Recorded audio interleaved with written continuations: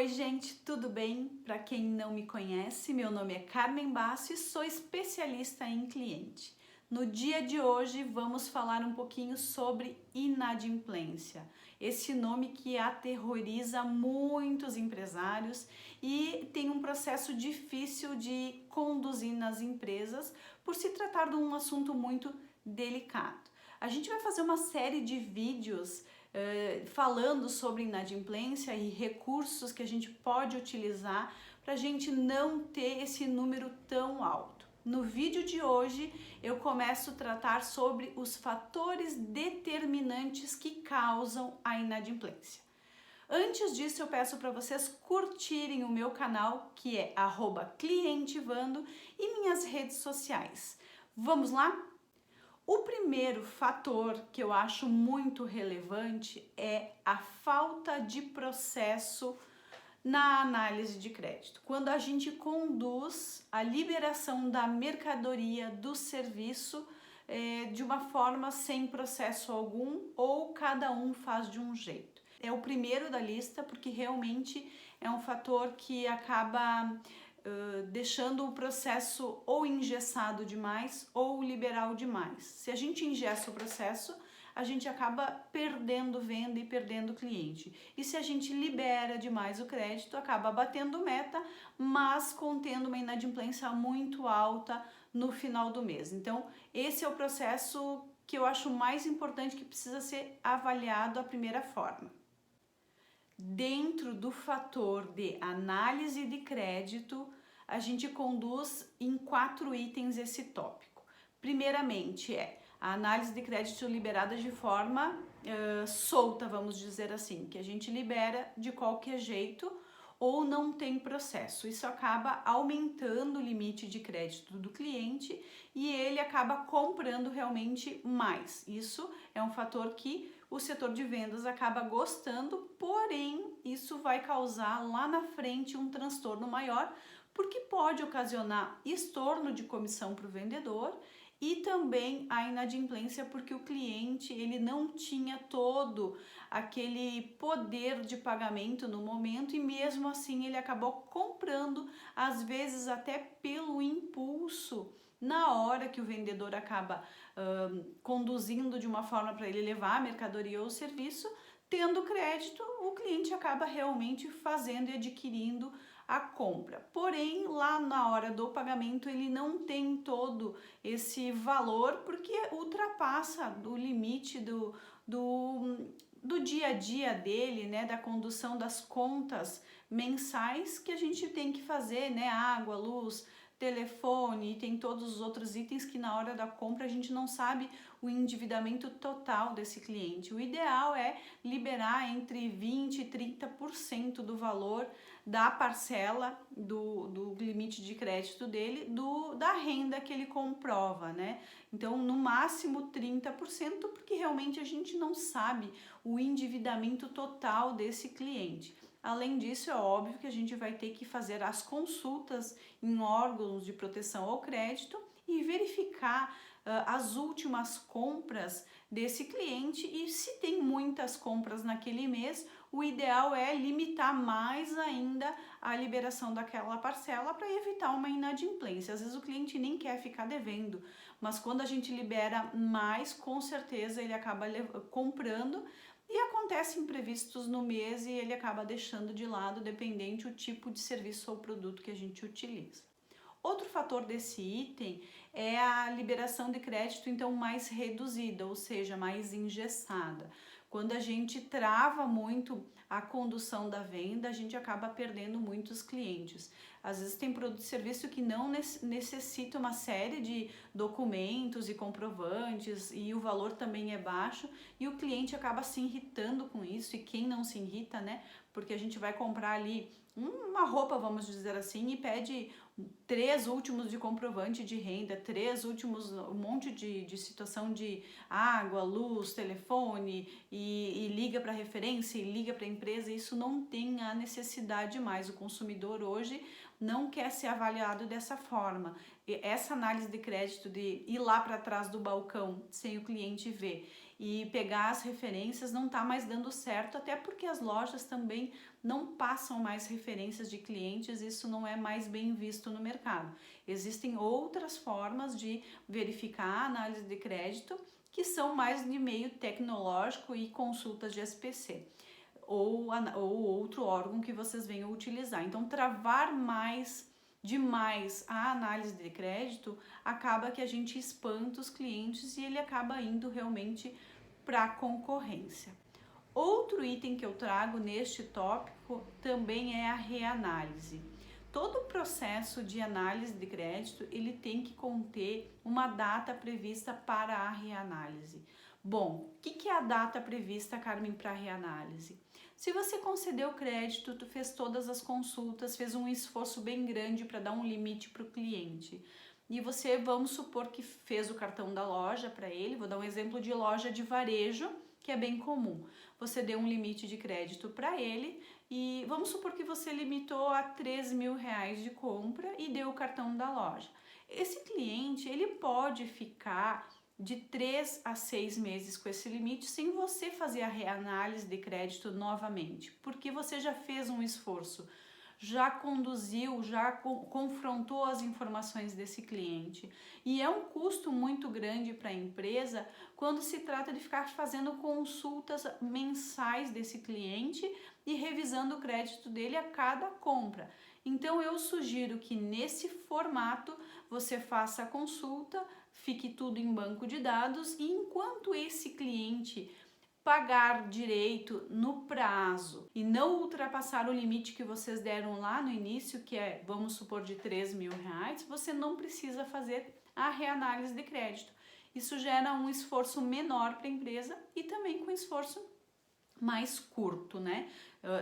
Não precisa ter tantas pessoas para fazer a análise de crédito.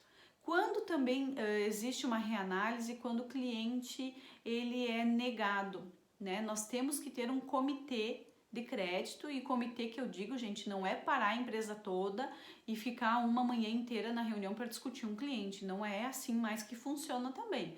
O comitê de crédito é um comitê que pode ser feito de forma, vamos dizer, sem reunião extensa e sem tirar uns 15 minutos para cada caso, com embasamento de dados e fatos e sim ter representantes do cliente e do financeiro, óbvio, e ponderar o que é melhor para a empresa e para o cliente naquele momento. Então a reanálise, quando ela é solicitada, geralmente é para B2B e não para B2C, de empresa para empresa, ela deve ser conduzida de uma forma tranquila e verificar realmente o que é melhor para o cliente, para a empresa e não para o vendedor por causa da sua comissão e não para o umbigo da gente que a gente diz, não vamos lá no comitê defender o nosso achismo e sim o que é realmente de menos risco para ambos.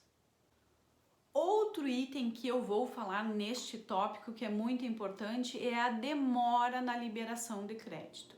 Óbvio que numa empresa de varejo, a liberação de crédito ela se torna praticamente de imediato no balcão com um cliente na tua frente, né? Quando se trata de empresa para empresa, ela demora um pouquinho mais devido à complexidade da análise documental que as analistas, contas a receber ou o setor que vai fazer essa liberação fica responsável, vai ter um tempinho maior para realizar. O problema é que as empresas às vezes deixam de lado e não acham tão importante esse fator e fica de um dia para o outro, às vezes, esse cadastro para ser verificado. E no tempo que a gente leva de um dia para o outro, o cliente, a gente não sabe a pressa que o cliente tem. E ele pode realmente ir para a concorrência ou achar que a nossa empresa é desorganizada e sem processos. Então eu sugiro que a análise de crédito tenha um processo de liberação de métodos ágeis e rápido.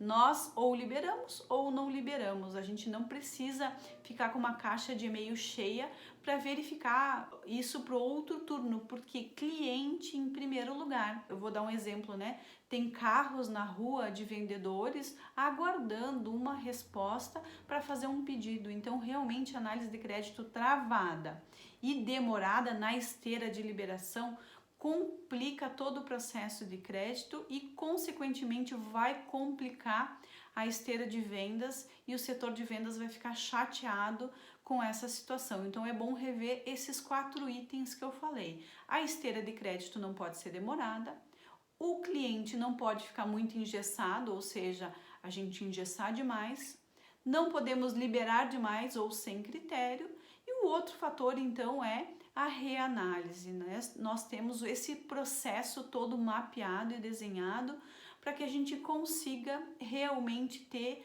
uma base da análise de crédito, do processo em si da análise de crédito. Outro fator determinante para a inadimplência é a análise feita, ok, né? A gente faz a análise de crédito e logo após tem uma segunda etapa que ela vai acontecer constantemente ou deveria acontecer, que é a atualização cadastral. A atualização cadastral ela é tão importante quanto a análise de crédito, que é onde é o meio de comunicação que vamos ter com as empresas e os clientes. Quando a gente não tem um processo de atualização cadastral, a gente tem um furo no meio do processo. Então, a atualização cadastral ela deve ser dada no início do processo, completa, com e-mail, endereço, porque a gente precisa, tanto para a empresa quanto para a pessoa física, os dados, né? A gente precisa do endereço porque a gente vai entregar a mercadoria ou porque a gente precisa depois negativar esse cliente, possivelmente ou não, e os órgãos de proteção de crédito utilizam o endereço informado. O cliente provavelmente vai dar um aceite ou você vai pegar a assinatura do cliente no canhoto da nota, enfim, tem uma série de questões que o endereço ele precisa ser válido até para transportar as mercadorias. E-mail, porque obviamente a gente envia a nota fiscal para o cliente, mais B2B, né? Mas para a pessoa física também a gente precisa ter o e-mail, porque a partir dali a gente gera toda a parte de esteira de promoções para esse cliente. E se a gente não tem um e-mail, a gente também não consegue se comunicar com o cliente nem dar um feliz aniversário. Então não é só para comunicados e cartas de cobrança. O e-mail também para cobrança ele é muito válido porque a gente notifica o cliente extrajudicialmente através do e-mail. Então é muito importante ter o e-mail atualizado e um e-mail que ele utiliza sempre. Então se ele tem um e-mail que ele diz para ti, esse e-mail eu não utilizo muito, então realmente tentar pegar um e-mail que seja da utilização dele, um e-mail pessoal. Quando o cliente dá um e-mail de empresa é um pouco complicado, porque esse cliente ele pode acabar se desligando ou saindo da empresa e a gente fica com um e-mail comercial e não um e-mail pessoal. Também nós temos que deixar todos os telefones atualizados para envio de SMS, para envios de WhatsApp, que é mais rápido, né? E no WhatsApp também a gente consegue enviar notificação extrajudicial, sim, para cobrança. Eu utilizo muito e no SMS também a gente pode mandar números de protocolo e avisos mais curtos. Então é importantíssimo realmente o processo de atualização cadastral. E como se dá esse processo? A cada ponto de contato do cliente a gente precisa perguntar e não dizer qual o cadastro, né? O seu telefone é esse? Não, não é assim que se faz, é assim perguntar. Preciso confirmar alguns dados, o seu telefone, o seu e-mail, porque quando tu diz, tu já indica para o cliente que é esse e ele confirma, às vezes por ser rápido a ligação e a gente não ter muito tempo no dia a dia, o cliente consegue perceber, sim, é esse, e ele percebe que a agilidade fica mais fácil para o lado da empresa quando ela faz todo o trabalho de confirmação.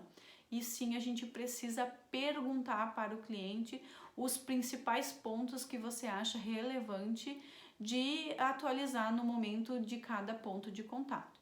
O endereço, às vezes, a gente não precisa confirmar quando é um serviço de consumo, porque ele vai estar instalado ali no fim. Mas quando é endereço de B2C, que é casos de entrega, né, precisa entregar uma mercadoria, é uma obra, enfim, a gente realmente precisa confirmar o endereço de entrega para a gente não ter problema lá no final, na hora de entrega de mercadoria. Então, o processo de atualização cadastral, ele precisa estar linkado com a análise de crédito e está na esteira do processo fim a fim da análise de crédito. Esse é outro ponto muito importante. Outro ponto muito importante, que é um fator que determina a inadimplência, é quando dá algum problema no serviço ou no produto, ou o serviço, o produto é ruim. Tem várias situações que podem acontecer, né? Desde a entrega de um serviço, uma obra, um pedreiro, um encanador, um eletricista, o serviço ser ruim e a empresa às vezes terceiriza esse serviço e acaba não recebendo porque o serviço ficou de má qualidade, então serviço ruim. Ou um produto descolou alguma coisa, ou a costura não está bem feita. Tem uma série de coisas que podem acontecer no produto ou serviço que o cliente usa como argumento para não pagar a mercadoria e ficar inadimplente. Então, sempre quando tem algum tipo de problema na entrega, no serviço, na mercadoria, com certeza a gente vai ter dificuldade ou nem vai receber. Então eu sugiro que vocês identifiquem todos esses pontos de contato na cobrança que o cliente informa e diz que o produto deu problema, mapeiem e corrijam de imediato essa situação para a gente não ter na sequência outros tipos de inadimplência devido a esse tipo de serviço ruim. Outro fator que eu vejo também é que as empresas elas não mapeiam essas informações. A cobrança coleta as informações, coloca no CRM, coloca no sistema, mas ninguém avalia isso e ninguém toma frente dessas situações. O que ocorre, então, repetidamente algumas coisas e fica chato porque tem cliente reclamando do mesmo prestador de serviço, né? Às vezes é uma empresa de condomínio e tem um prestador de serviço que vai nos condomínios e sempre tem aquela reclamação e ninguém faz nada, então realmente fica recorrente. Então eu solicito que sempre nos processos de consultoria, que toda a massa de dados seja avaliada para a gente tomar alguma ação. O porquê que o cliente está inadimplente? É por reclamação? Resolva o problema do cliente de imediato, é a primeira coisa que a gente tem a fazer. Tem que consertar o serviço? Manda alguém consertar. Tem que trocar a mercadoria? Avalia, peça para a gerente trocar a mercadoria. Tem que ir lá revisar a obra? Revisa. E depois, de imediato que você já resolveu o problema do cliente para ele não ficar um detrator da marca, que eu digo, e passar adiante essa informação, que claro que ele vai passar, mas minimizar esse ponto de contato ruim, você já conserte o processo que ocasionou esta reclamação. Então é muito importante que vocês avaliem as informações que os atendentes coletam no dia a dia. Isso é muito importante. Outro fator que pode ocasionar inadimplência, e talvez, acredito que não tão grande quanto a falta de análise de crédito ou atualização cadastral, é o golpe ou aquele cliente mal intencionado. Então, quando ocorre um golpe nas nossas empresas, a primeira coisa que a gente tem que fazer é parar e olhar o processo e verificar aonde eu falhei, aonde a empresa, né? Não eu como analista ou atendente, porque a gente não busca culpados, e sim aonde o processo falhou para corrigir de imediato. Porque os golpistas, ou o chamado picareta aqui no sul, ele costuma a ser oportunista e aplicar o golpe onde ele acha e vê uma fragilidade no nosso atendimento. Então, o nosso processo, geralmente, quando ele é falho, ele fica mais suscetível a golpes, sim. Ou a gente não faz a consulta de SPC, ou a gente vende fiado no caderno, vamos dizer assim, ou a gente não tem a preparação de olhar a documentação, né? Não tem alguém que seja olho clínico ou fez algum treinamento de fraude documental, Então acaba que a gente não tem essa preparação e o pessoal estuda muito isso, né? Os golpistas aí, ou o pessoal mal intencionado, eles acabam sabendo mais de análise de crédito que a gente próprio. E eles acabam realmente visualizando uma fragilidade e sendo oportunista. Então eu sugiro vocês, quando acontecerem isso, espero que não, né? Mas se acontecer na empresa de vocês, a primeira coisa é revisar o que houve no processo que vocês não fizeram e adotar essa medida. E qualificar toda a parte de crédito. É importante que tenha alguém que faça um curso de análise de fraude documental, perícia e fraude documental. Eu tenho um curso e já fiz presencial esse curso aqui na Universidade de Caxias do Sul, onde a gente identifica quais os elementos que a gente precisa olhar na documentação. Claro que isso ocorre mais de empresa para empresa, não que não tenha golpe de pessoa física também, existe, mas o processo hoje ele fica mais complexo de fraudar documentos, tem toda a consulta de SPC, tem uma série de coisas que você tem que verificar. Então só mesmo uma empresa de varejo que não tem processo algum que vai acabar tomando algum golpe, ou na ânsia de vender muito, né? Esse cliente ele acaba comprando muito, né? E muito rápido, e na ânsia do vendedor querer vender, acaba que o processo ele fica falho e não olha sim esses outros quesitos, né? Como eu falei, o cliente que entra num varejo e quer dar um golpe, ele compra rápido e compra muito. Então a gente tem que ficar atento a esses sinais e observar esses clientes. Então tem uma série de itens em cursos que vocês têm que verificar e aplicar. Então corrija o processo rapidamente quando acontecer isso na sua empresa e tomara que, claro, que não aconteça. Isso são algumas dicas que eu passo para vocês. Outra situação que ocorre, e não é só em casos como a gente vem passando agora do coronavírus, que muita gente perdeu o emprego, muitos contratos cancelados, muitos contratos suspensos e as pessoas ficam sem dinheiro para honrar seus compromissos. Não é só nessa situação do coronavírus, mas também nesta situação. Por isso também que eu estou fazendo o vídeo, que algumas pessoas me pediram como tratar a inadimplência nesses casos, e no final do vídeo eu vou falar como negociar com esses clientes. Mas quando ocorre algum tipo de crise econômica na cidade, no país, ou quando ocorre algum tipo de situação que a gente não tem controle, como que a gente faz? Primeira coisa que eu digo para vocês é o seguinte: a gente precisa separar e classificar esses clientes. O que é separar os clientes? Pegar essa massa de dados que vocês têm de inadimplência, primeiramente separar por dias de cobrança. Quais são os recentes? Quais são os de acima de 3 meses, acima de 6 meses, acima de 1 ano? Separe por faixas de atraso. Depois que vocês separarem por faixas de atraso, vocês separem por tipo de classificação. Por que o cliente ficou devendo? Se é aquele cliente que sempre deve para vocês, mas paga, ótimo, vocês já sabem conduzir esse perfil de cliente porque é a negociação diária de vocês. Classifique toda a massa de dados. Separe ela por clientes recorrentes, que sempre ficam devendo, mas sempre pagam, clientes ocasionados por golpe, clientes que têm algum problema de crise, no caso, né? Perdeu o emprego ou foi o contrato cancelado. Separem todos esses clientes. Ou aquele cliente que está em seguro-desemprego, também tem essa classificação. Serviço ruim também tem que classificar.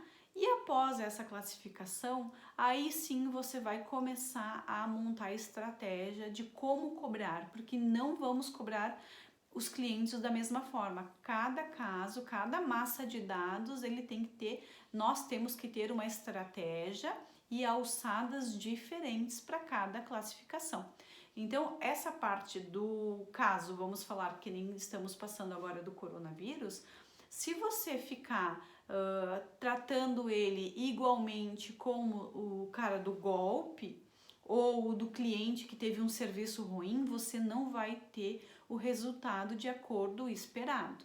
porque cada situação, né, temos que ter um tipo de situação. Aquele cliente que tem o serviço ruim, você não vai poder cobrar ele até se resolver o problema primeiro do cliente. Então é outro tipo de tratamento. Aquele cliente recorrente é outro tipo também. Então, classificar a massa de dados em tempos de crise é uma dica muito importante para você começar a montar a sua estratégia de cobrança.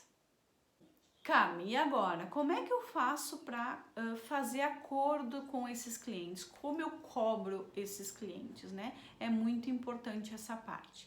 Os clientes recorrentes que sempre ficam devendo, mas pagam, esses clientes não que vocês não vão se preocupar com eles, mas vocês vão agir da mesma forma que vocês vinham agindo com eles e sim tentar antecipar os pagamentos. Bom, esse cliente ele pode estar mal acostumado, ou seja, ele sempre paga atrasado e ele sempre vai fazer isso com as empresas que toleram. Então é bom analisar e solicitar que algum gerente de conta ou alguém que acompanhe esse cliente, alguém de CS ou alguém de relacionamento ou pós-venda, vá conversar com esse cliente, porque ele também pode estar mal acostumado a essa situação. Ou realmente ele deve estar passando por alguma dificuldade com o fornecedor, com o cliente dele também. Então é bom entender.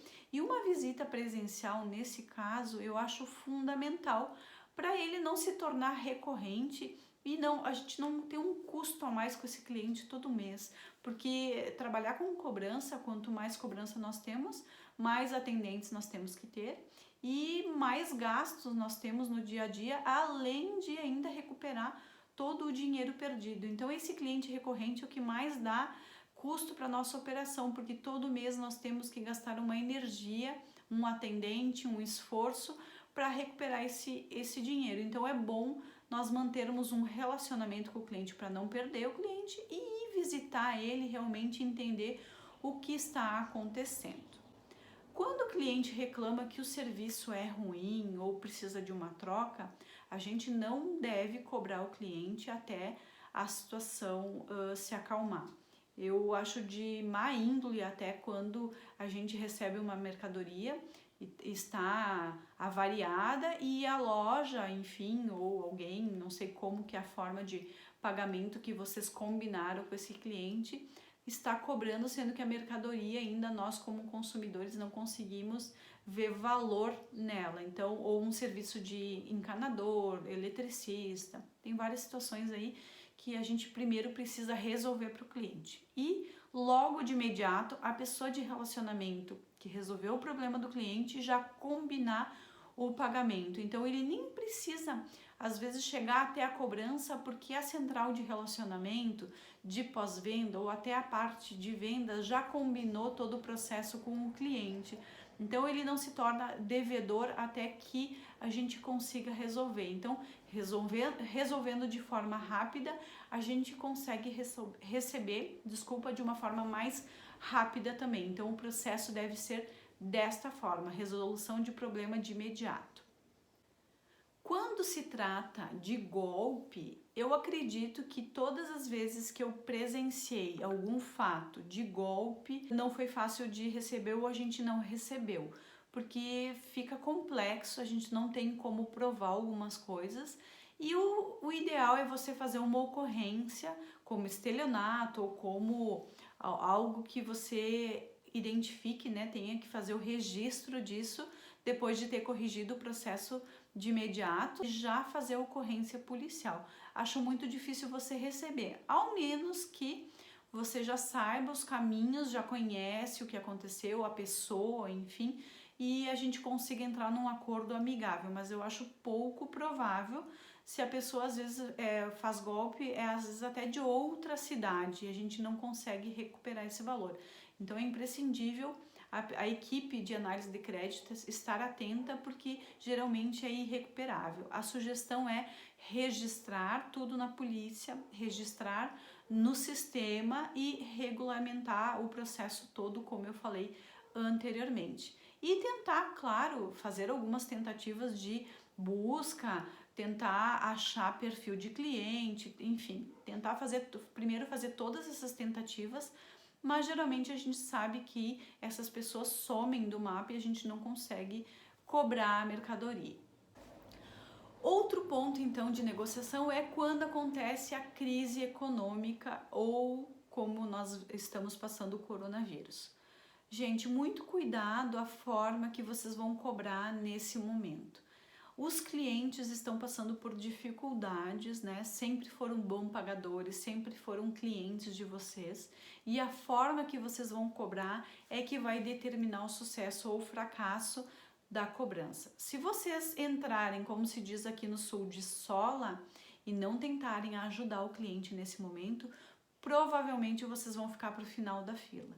Sempre a gente consegue uma negociação melhor quando a gente consegue conversar e achar um acordo melhor para as duas partes. Quando existe uma barreira entre o atendente e o outro lado que precisa ser negociado, cuidado com os atendentes de vocês, se aquele atendente está mais para negociador ou para criar barreiras entre essas negociações. É muito difícil negociar quando o cliente está passando por dificuldade e a gente não consegue conduzir de uma forma adequada e objetiva. Realmente a gente precisa entender qual é a real situação do cliente e tentar achar um meio termo entre o que vocês precisam negociar e o cliente tenha a solicitação ali de negociação. Às vezes o contrato está cancelado por 2 meses, vocês vão ter que dar uma pausa aí na cobrança por esse período e entender ou fazer a solicitação que ele pague a metade, enfim, ter uma flexibilidade na cobrança também. Outro ponto que na análise de crédito que eu quero falar também, como negociar quando os clientes eles compraram demais e a culpa também foi da empresa porque liberou muito essa análise de crédito, né? Então, não é só a culpa do cliente, uma parte da culpa é da empresa porque o processo estava inadequado e o cliente acaba se aproveitando disso e levando mercadoria a mais. Nesse processo é bom que a atendente ela faça uma pesquisa da real forma que o cliente possa pagar. Talvez ele tenha que mandar os documentos de novo e ser feita uma reanálise do cadastro dele para ser feita uma renegociação de uma forma assim agora verídica, né? Realmente com o que ele pode ter o poder de pagamento. Então muito cuidado que não, às vezes não é só fazer a cobrança, ligar e sair cobrando. Às vezes a gente precisa reanalisar o caso e a análise de crédito entrar em ação para realmente ver qual o poder de pagamento desse cliente, fazer a consulta de crédito novamente, ver quantos registros desse cliente tem e fazer um acordo adequado.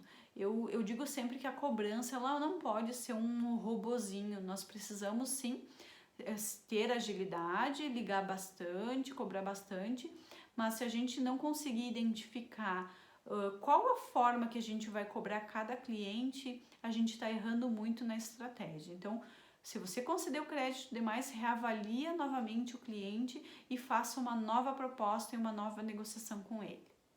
Depois de todos esses pontos, né, que são bem sérios e eu trouxe assim pinceladas nesse vídeo porque é um assunto tão complexo, no final do vídeo eu deixo uma mensagem que o acordo ideal é o acordo que dá certo para as duas partes. A dica é acompanhe o acordo, faça um acordo ideal. Essa é a dica e realmente funciona. Se você perceber que a sua central está meio robotizada de cobrança, dê um passo para trás e reavalie todo o processo. Gente, o vídeo então era isso hoje.